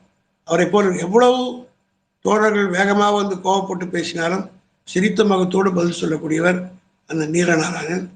அதே போல பணியாற்ற வேண்டும் என்று நானும் விரும்புகிறேன். முடிந்த அளவு நானும் அவ்வாறே செயல்படுகிறேன். அவருடைய பக்குவம் கட்சியிலே இருக்கக்கூடிய அத்தனை மூத்தவர்களுக்கெல்லாம் தெரியும். எவ்வளவு கோபமாக அவரையே திட்டினார் கூட வாங்கி கொண்டு பொறுமையாக பதில் சொல்வார். காரணம், அந்த அமைப்பு செயலாளர் பொறுப்பு என்பது அவ்வளவு ஒரு முக்கியமான பொறுப்பு. ஆகவே அந்த அடிப்படையில் நீலநாராயணன் போலவே அவரோடு நான் நெருங்கி பழகிற வாய்ப்பை பெற்றிருக்கிறேன். அவரோடு சிறைச்சாலையில் 2-3 முறை இருந்திருக்கிறேன். 15-20 வயதில் இருந்து அவரை நான் பார்த்திருக்கிறேன். நானே பல முறை அவரிடத்தில் சண்டை போட்டிருக்கிறேன். அப்படியெல்லாம் அவரோடு பழகிய போது அவருடைய நினைவுகள் இன்னும் பசுமையாக இருக்கிறது. அவருடைய படம் அண்ணா அறிவாலயத்திலே கருவூலத்திலே மாட்டப்பட்டிருக்கிறது. அவர்கள் எல்லாம் எங்களுக்கு வழிகாட்டிகளாக இருக்கிறார்கள். இந்த இயக்கம் வளர்வதற்கு உழைத்தவர்கள் சென்னையிலே நீலநாராயணன். தமிழ்நாடு பூரா எம்ஜிஆர் பிரிந்த நேரத்தில் கட்சியை கட்டுக்கோப்பாக காப்பாற்றிய அமைப்பு செயலாளர் நீலநாராயணன். அதே போல அவர் வழியிலே நாங்கள் பணியாற்றி கொண்டிருக்கிறோம். நன்றி சார். பேராசன் பகுத்தறிவு பகலவன் தந்தை பெரியாரின் சமூக சீர்திருத்த கருத்துக்களை சட்டமாக்கிய தலைவர் கலைஞர் 1998 முதல் 2014 வரை ஒன்றியத்தில் ஆட்சி பொறுப்பில் இருந்தபோது ஏன் கல்வியை மாநில பட்டியலுக்கு மாற்றவில்லை? அப்போது ஆளுநர் அதிகாரங்களை மாநில உரிமைக்கேற்றவாறு ஏன் திருத்தி அமைக்கப்படவில்லை என்று ராமசாமி சுவாமிநாதன் அவர்கள் கேட்டிருக்காங்க. அந்த காலகட்டத்திலே காமன் மினிமம் ப்ரோக்ராம் என்ற ஒரு அடிப்படையோடு தான் நாங்கள் வைத்திருந்தோம். தலைவர் அவர்கள் மாநில சுயாட்சி கொள்கைகளை பல முறை எடுத்து யார் மத்தியில் இருந்தாலும், நாங்கள் இந்திரா காந்தியை ஆதரித்த போதும் இதான் வைத்திருக்கிறோம், வாஜ்பாயை ஆதரித்த போதும் தான் சொல்லியிருக்கிறோம். அப்பொழுது அதை நிறைவேற்றுவதற்குரிய காலம் கணிவதற்குள்ளாக நாங்கள் அந்த பொறுப்பிலிருந்து அவர்களிலிருந்து விலகி வந்து விட்டோம். அதோடு மட்டுமல்ல, அதை நீதிமன்றத்தினுடைய தீர்ப்பு என்று வைத்துக்கொண்டு தவறான ஒரு முடிவை எடுத்துக்கொண்டிருந்தார்கள். நீட் என்ற ஒன்று இருந்தபோது கூட வந்தபோது கூட தலைவர் அவர்கள் ஆட்சியில் இருந்த காலத்தில் நீதிமன்றத்திற்கு சென்று அவர் இருக்கிற வரை தமிழ்நாட்டில் நீட் வரவில்லை. அதற்கு காரணம் மத்திய சர்க்காருடைய அன்றைக்கு அணுகுமுறை அப்படி இருந்தது. ஆனால் இன்றைக்கு இருக்கக்கூடியவர்கள் அப்படி அல்ல. ஜெயலலிதா கூட ஓரளவுக்கு அந்த நீட் எக்ஸாமை தடுத்து நிறுத்தினால், எடப்பாடி வந்த பிறகுதான் நீட் எக்ஸாமே தமிழ்நாட்டுக்குள் வந்தது. இந்த மாநிலத்திற்கு கொண்டு வர வேண்டும் என்று ஒவ்வொரு முறையும் சீஃப் மினிஸ்டர்ஸ் கான்ஃபரன்ஸும் எடுத்து சொல்கிறார். அதற்காக ஆதரவும் திரட்டி தலைவர் செய்திருக்கிறார். ஆனால் காலம் கனியவில்லை. 2024 நிச்சயமாக இது கனியும் என்று நான் நம்புகிறேன். நன்றி சார். அறிஞர் அண்ணாவிற்கு திமுக எப்போதும் ஒரு முக்கியத்துவம் கொடுத்து தற்பொழுது முப்பெரும் விழா எடுக்கிறது. ஆனால் அதிமுக அரசு ஏன் அறிஞர் அண்ணாவிற்கு பெரிதாக முக்கியத்துவம் கொடுப்பதில்லை, விழா எடுப்பதில்லை? உங்கள் கருத்துக்களை கூறவும் ஐயா என்று திரிசங்கு சேலத்திலிருந்து கேட்டிருக்காங்க. அவர் அண்ணாவை லேபிளாகத்தான் பயன்படுத்திக் கொண்டிருக்கிறார்கள், கொள்கைகளை பயன்படுத்தவில்லை. அண்ணாவுடைய எந்த கொள்கையும் அவர் கட்சியிலே இல்லை. அண்ணாவுடைய பெயரை மட்டும் பயன்படுத்திக் கொண்டிருக்கிறார்கள். இப்போது கூட அதை மாற்றி விடுவார்கள் நினைக்கிறேன். அனைத்து இந்திய அண்ணா திமுக என்ற பெயரை இப்போ பாரத் என்று மாற்றினால் என்ன, இந்தியா என்ற பெயர் பாரத் என்று மாற்றினால் என்ன தவறு என்று எடப்பாடி கேட்கிறார். ஆகவே மிக விரைவில் அமித்ஷா பார்த்துட்டு வந்திருக்காரு. அது கூட முடிவெடுப்பார். ஆல் இண்டியா என்ற அகில பாரத், அண்ணா என்றதுக்கு பதில் பாய் திமுகன்னு கூட பேரை மாற்றிடுவாங்க. பாய் என்று சொன்னால் இந்தியில அண்ணா. ஸோ அகில இந்திய பாய் திமுக என்ற கூட அந்த கட்சிக்கு மாற்றினாலும் ஆச்சரியப்படுவதற்கு இல்லை. நன்றி சார். இறுதி கேள்வி சார். இந்த கேள்வி திமுக மாநில துணை செயலாளர் திரு அழகிரி சதாசிவம் அவர்கள்ட்ட வந்திருக்கு. அவசர நிலை சட்டத்தின் கொடூரத்தை தமிழ்நாட்டில் திமுகவினரை தவிர வேறு யாராவது சந்தித்தார்களா? திமுகவினர் அதில் பெற்ற துன்பங்கள் எப்படிப்பட்டது என்று கேட்டிருக்கிறார். திமுகவினர் மட்டுமல்ல, திராவிட கழகத்தை சார்ந்தவர்கள், மார்க்சிஸ்ட் கம்யூனிஸ்ட் கட்சியை சார்ந்தவர்கள், பழைய காங்கிரஸ் கட்சியை சார்ந்தவர்கள், இவர்கள் எல்லாம் இருந்தார்கள். ஆனால் அதில் பெரிதும் துன்பத்துக்கு ஆளாக்கப்பட்ட ஒரு சிறைச்சாலையில், ஏன் சென்னை சிறைச்சாலையிலே மட்டும்தான் இந்த துன்பங்களால் நடைபெற்று, ஏன் ஆசிரியர் வீரமணி கூட தாக்கப்பட்டார், தளபதி மு.க. ஸ்டாலின் தாக்கப்பட்டார், சிட்டி பாபு கொலையே செய்யப்பட்டார். இப்படி சென்னை சிறைச்சாலையிலே மட்டும்தான் அத்துமீறல்கள் அதிகமாக நடந்திருந்தது. அதிலே எல்லா கட்சியை சார்ந்தவர்களும் அடி உதை வாங்கினார்கள், தாக்கப்பட்டார்கள் என்பது உண்மை. குறிப்பாக ஆசிரியரே அந்த கொடுமைக்கெல்லாம் சென்னை மத்திய சிறையிலே ஆளாக்கப்பட்டிருக்கிறார்.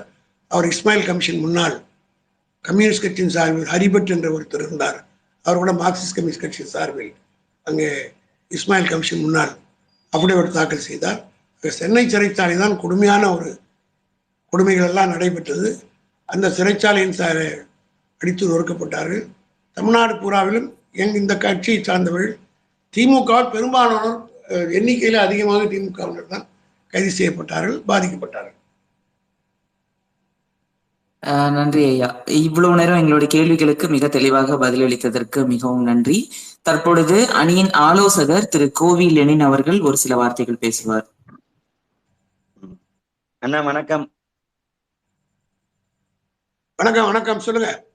ரொம்ப ரொம்ப சிறப்பான உரை. இன்றைய தலைமுறைக்கு நாம் நேற்று எப்படி இருந்தோம், அண்ணா காலத்துல எப்படி இருந்தோம், அண்ணாவின் தம்பி கலைஞர் எப்படி அண்ணாவினுடைய ஒவ்வொரு சிந்தனையையும், அதாவது சில திட்டங்கள் இருக்கலாம், திமுகவுக்கான சில கொள்கைகள் இருக்கலாம், ஆனால் அதையெல்லாம் தாண்டி அன்றைய சூழல்ல அது யானைக்கால் நோயாக இருக்கட்டும் அல்லது மற்ற பிரச்சனைகளாக இருக்கட்டும், எந்த ஒரு இதா இருந்தாலும் அண்ணா என்ன யோசித்தாரோ அதையெல்லாம் அவருடைய தம்பி எப்படி அதை செயல்படுத்தினாருங்கிறதும், மிக குறிப்பாக நீண்ட காலமாக ஒரு கேள்வி இருந்துகிட்டே இருந்துச்சு. அண்ணா ஆட்சிக்கு வந்த பொழுது சென்னையில் உள்ள குடிசைகள்லாம் திடீர் என்று பற்றி எரிந்தன அப்படின்னு தான் எழுதுவாங்க எல்லாத்துலயும். இன்னைக்கும் வரலாறை சொல்லும் பொழுது அப்படிதான் எழுதுவாங்க.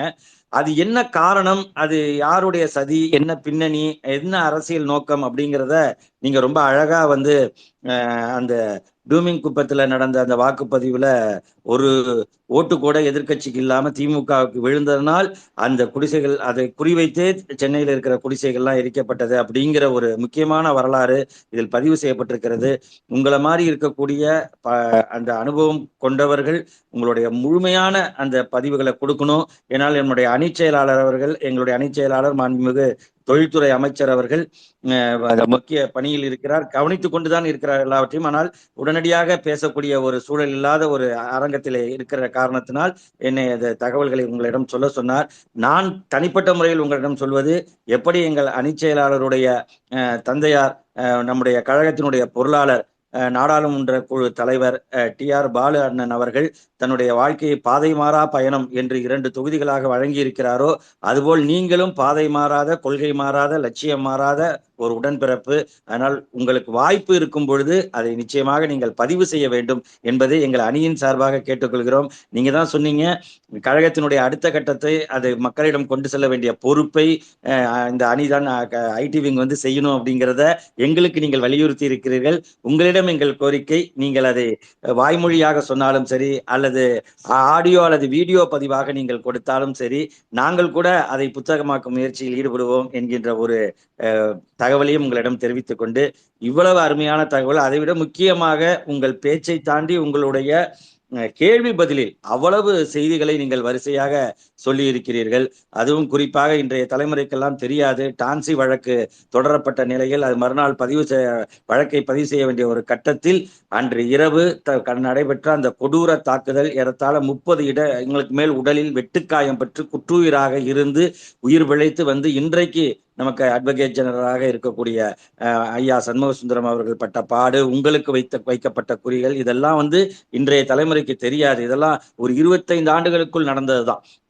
அது அந்த வரலாறையே நாம் திரும்ப சொல்ல வேண்டி இருக்கின்ற ஒரு கட்டம் இருக்கும் பொழுது, ஒரு நீண்ட அனுபவத்தை மிக அழகான முறையிலே, அதுவும் பேரறிஞர் அண்ணாவுடைய பிறந்த நாளில் நீங்கள் தான் அதுக்கு பொருத்தமான ஆள் என்கின்ற முறையிலே சொல்லி இருக்கிறீர்கள். அதற்கு என்னுடைய நன்றியும். கேக்குது கேக்குது கேக்குது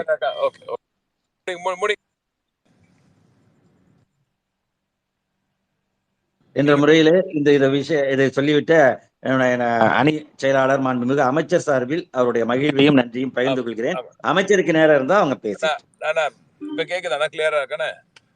கிளியரா இருக்கு. வணக்கம். மிக அற்புதம். உங்களுக்கு தான் தெரியும், எல்லாருக்குமே நம்ம பிள்ளைங்க எல்லாருமே கழக வரலாறை கற்றுக்கொள்வது மிக மிக அவசியமான ஒன்று. அதுவும் குறிப்பாக மாண்புமிகு இளைஞரணி செயலாளர் அவர்கள் இப்போ இந்த புதிய இந்த பாசறை கூட்டங்கள் எல்லாம் நடத்தி முதல்ல கழக வரலாறை தெரிந்து கொள்ள வேண்டும், நாம் கடந்து வந்த பாதையை எல்லாம் அவர்கள் தெரிந்து கொள்ள வேண்டும் என்ற அந்த நோக்கத்துடன் அவர் செயல்பட்டு கொண்டிருக்கிறார். அந்த நோக்கத்தை சரிவர அதை சரிப்படியே செய்கிற அளவுக்கு நம்ம தகவல் தொழில்நுட்ப அணியும் அந்த பணியில் இறங்கி இருக்கிறது. அந்த வகையில இன்று அண்ணாவின் பிறந்த நாள் அன்று அவரது தம்பியை குறித்து நீங்கள் பேசியது மிகவும் சால சிறந்தான பொருத்தமான ஒன்று. அந்த தம்பியின் பிள்ளை இன்று தமிழகமே திரும்பி பார்க்கும் அளவிற்கு ஒரு மகத்தான திட்டத்தை கொண்டு வந்திருக்கும் இந்த வேளையில் நீங்கள் பேசியது, பழைய நினைவுகளை நீங்கள் பதிவு செய்தது உண்மையாகவே மிக அற்புதமாக இருந்தது. மிக்க நன்றி பாபா, ரொம்ப அற்புதமான பதிவுங்க. அதே மாதிரி அண்ணன் சொன்ன மாதிரிங்க, என்னோட கோரிக்கையும் சரி, அணியோட கோரிக்கையும் சரி, ஒட்டுமொத்த உடன்பிறப்புகள் அனைவரும் இந்த கோரிக்கையை நிச்சயமா வைப்பாங்க நினைக்கிறேன். ஏன்னா கழக வரலாற தாத்தாவோடய இருந்து, நீங்க தலைவரோடையும் இருந்து, தாத்தாவோடையும் இருந்து, இன்று இளைஞரணி செயலாளர் அவர்களோடும் நீங்கள் அவங்களோட நீங்க பயணிக்கிறீங்க. எனவே இந்த பயணத்தை நீங்கள் நிச்சயமாக பதிவு செய்ய வேண்டும். அது நிச்சயமா எத்தனை புத்தகமா வரும்னு எனக்கு தெரியல. நீங்க புத்தகமா எழுதினா ரொம்ப சூப்பர். இல்ல உங்களுக்கு நேரம் கிடைக்கும் போது நம்ம ஐடி பக்கம் வந்தீங்கன்னா நாங்க பதிவு பண்ணிக்கிறோம். ஏற்கனவே நாங்க உங்ககிட்ட இதை கேட்டிருக்கோம். நிச்சயமா நீங்க எங்களுக்கு இந்த வரலாற்றை பதிவு செய்து தர வேண்டும். ஆடியோ தொடராகவே நீங்கள் இதை செய்யலாம். இப்போ முதலமைச்சர் அவர்களின் உத்தரவுப்படி நம்ம அணியில தனியா பாட்காஸ்ட் ஆரம்பிச்சிருக்கோங்க. ஸோ நீங்க பேசுனீங்கன்னா ரொம்ப சிறப்பா இருக்குங்க. அது பழைய கதைகள் நீங்க பாட்டு உட்காந்து பேசுனா நாங்க கேட்டுட்டு இருக்கோம். எங்களுக்கு அதுவே ஒரு பெரிய அந்த லெக்சர் கேட்கறதுக்கு நிறைய பேர் காத்திருக்கோம் நாங்க. எனவே நீங்கள் அதற்கும் நீங்க நிச்சயமா யார் கேட்கல, ஆனா நீ சொல்றது கேட்காம இருக்க முடியாது. நான் தூக்கி வளர்த்த குழந்தை நீ நான் அது நிச்சயமாக மிக விரைவில் உன்னுடைய கடமைகள் அது ஒப்படைக்கப்படும் என்பதை தெரிவித்துக் கொள்கிறேன். நன்றி நன்றி மிக்க நன்றி மிக்க நன்றி. நான் தான் போன இதுல கூட ஒரு பதிவுல கூட சொல்லியிருந்தேன், எப்படி நீங்க அப்பா அங்க சிறைப்பட்டு இருக்கும்பொழுது நீங்க தான் தூக்கி கொண்டு போய் அங்க சிறைச்சாலையில என்னை தூக்கி அங்க காமிச்சிங்க அப்படின்னு அப்பா கிட்ட காமிச்சது நீங்க தான் அப்படின்னு கூட பதிவு செஞ்சேன். இன்னைக்கு நீங்களும் சரி, நம்ம மனு உங்க அப்பாவும் சரி, எல்லாருமே அந்த கடந்து வந்த நான் இன்னொரு பதிவுல சொல்லியிருக்கேன், அப்பா பல நேரம் வீட்டுக்கு வரும்போது சட்டையில் அங்கங்க ரத்தக்கரை இருந்துகிட்டே இருக்கும். அந்த அளவுக்கு ஒரு சூடான ஒரு அரசியல் களம் அன்றைய காலம். அந்த காலத்துல அரசியல் செய்து எப்படிப்பட்ட எதிரணியோடெல்லாம் மோதி நீங்கள் எல்லாம் இவ்வளவு தூரம் கட்டி காத்த ஒரு இயக்கம் தான் இன்று இவ்வளவு பெரிய ஆலமரமாக விருந்து நிற்கிறது. நிச்சயமாக உங்களது அந்த நினைவுகள் இந்த ஆலமரத்துக்கு மிகப்பெரிய ஒரு உரமாக இருக்கும் என்று நான் அந்த கோரிக்கையை உங்களிடம் வைக்கிறேன். நிச்சயமாக நீங்க நேரடா இந்த ஆடியோ பாட்காஸ்ட் சீரீஸை நீங்க செஞ்சு கொடுக்கணும். மிக்க நன்றி. நன்றி தம்பி. குயிக்கா நன்றி வர சொல்லிடுங்க. யார் இன்னைக்கு தற்பொழுது நன்றி உரை வழங்க அணியின் மாநில துணை செயலாளர் திரு தமிழ்மாறன் அவர்களை அழைக்கிறோம். அண்ணா வணக்கம்ண்ணே. தமிழ்நாடு அரசியலில் பல்வேறு நெருக்கடி நிலைகளையும் சோதனைகளையும் கடந்து அசைக்க முடியாத குன்றாக மாபெரும் பெரிய இயக்கமாக திராவிட முன்னேற்ற கழகம் இருக்க காரணம், உடன்பிறப்புகள் அனைவரும் அண்ணாவின் தம்பியாக, கலைஞரின் உடன்பிறப்பாக இருப்பதால் தான். கழகத்தின் லட்சோப லட்ச உடன்பிறப்புகளையும் தம்பி என்றார் பேரறிஞர் அண்ணா. அந்த தம்பிகளில் தம்பி உடையான் படைக்கு அஞ்சான் என பேரறிஞர் அண்ணா பெருமையாக சொன்ன தம்பிதான் நம்முடைய முத்தமிழ் அறிஞர் கலைஞர் அவர்கள். 80 ஆண்டு கால பொது வாழ்க்கையில் பேரறிஞர் அண்ணாவின் தம்பியாகவே எழுதி, பேசி, அரசியலில் பணியாற்றி, அண்ணாவின் சமூக நீதி பார்வையிலே மகத்தான திட்டங்களை நிறைவேற்றிய மகத்தான தலைவர் தான் நம்முடைய அன்பு தலைவர் முத்தமிழறிஞர் கலைஞர் அவர்கள். அந்த வகையில் இன்றைய தலைமுறையினருக்கு அண்ணாவின் தம்பி கலைஞர் என்னும் தலைப்பில் பல அரிய தகவல்களை, வரலாறுகளை, சாதனைகளை அற்புதமாக பேசிய அமைப்பு செயலாளர் அண்ணன் திரு RS பாரதி அவர்களுக்கு திராவிட முன்னேற்ற கழக தகவல் பணியின் சார்பில் நன்றியை தெரிவித்துக் கொள்கிறேன். இந்த செய்தியோட ஒரே ஒரு செய்தியை பகிர்ந்துக்கணும்னு நான் ஆசைப்படுறேன். முனிசிபாலிட்டி தலைவர்களே தொடர்ந்து 4 முறையாக எல்லா தேர்தலிலும் வெற்றி பெற்றவர் நம்முடைய அன்பு அண்ணன் RS பாரதி அண்ணன். சென்னை சுற்றியுள்ள பகுதியில் இருக்கக்கூடிய முனிசிபாலிட்டியிலே ஒரு town well developed, well planned and developed, ரோடுலாம் அகலமா இருக்கக்கூடிய ஒரு பகுதி எதுன்னு கேட்டா நங்கநல்லூர் பகுதி, ஆதமக்கம் பகுதி. அதுக்கு இருக்கிறதுக்கு காரணம் RS பாரதி அண்ணன்.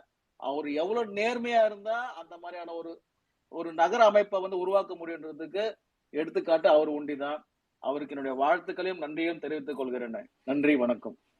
தேங்க்யூ. திமுகவுக்கு மூலதனமே மைக்கும் நாக்கும் தான் என்று சொல்வார்கள். அது ஒரு காலம்.